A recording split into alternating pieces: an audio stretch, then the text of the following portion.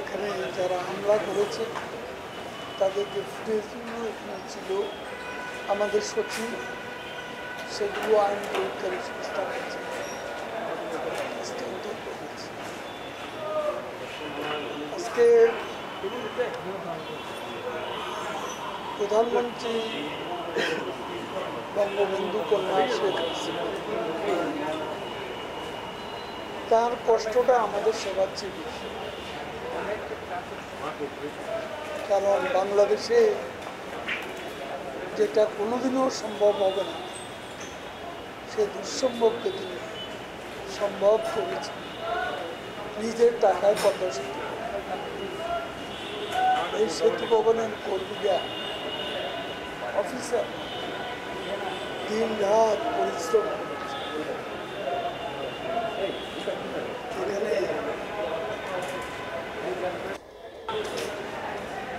সেতু ভবনকে যে এখানে যে ধ্বংসযজ্ঞ তার বিবরণ আপনারা এর মধ্যে পেয়েছি। আপনারা জানেন কি না জানেন না, তারা পরপর দুবার পদ্মা সেতুতে আগুন লাগানো হয়েছে, পরপর দুদিন জাজিরা প্রান্তে এবং এদিকে মাওয়া প্রান্তে।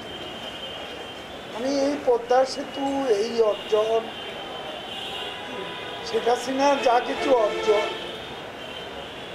এই অর্জনগুলোকে ধ্বংস করে ফেলতে, এ ধ্বংস চিহ্ন দুর্যোগ ব্যবস্থাপনা 57টা গাড়ি পুলিশ আগুন যেভাবে ছড়িয়েছিল, এই সেতু ভবনেও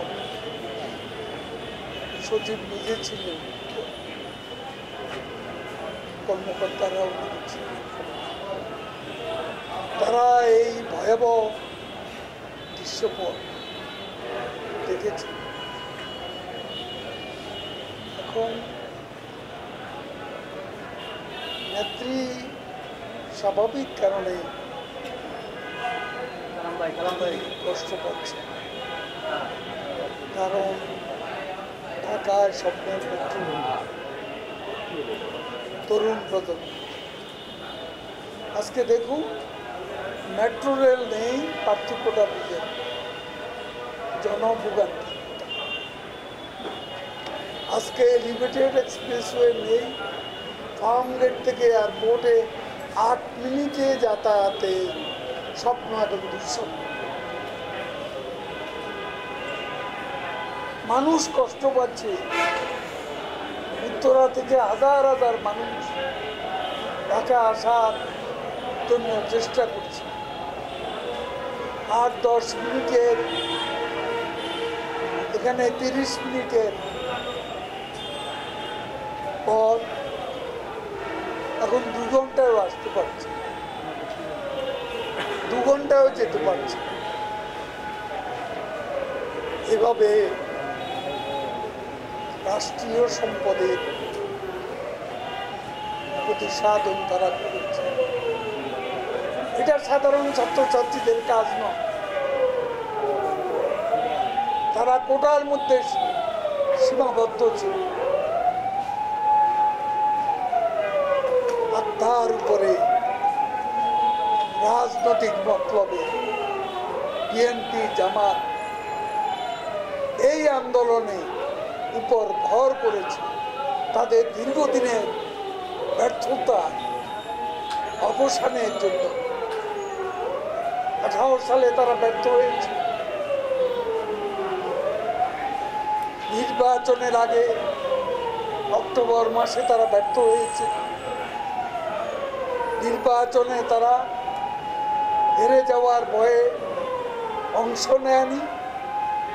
আজকে ক্ষমতা নেই, ক্ষমতার উদগ্র ইপসা তাদের পেয়ে বসেছে। এই জন্য আজকে তারা এখন আর গণতন্ত্র মানে না, তারা আগুন নিয়ে নেমেছে এবং আগুন সন্ত্রাস অস্ত্র নিয়ে নেমেছে। আজকে কত মানুষ প্রাণের প্রদীপ নিভে গেছে, পুরোপুরি হিসাব আসবে।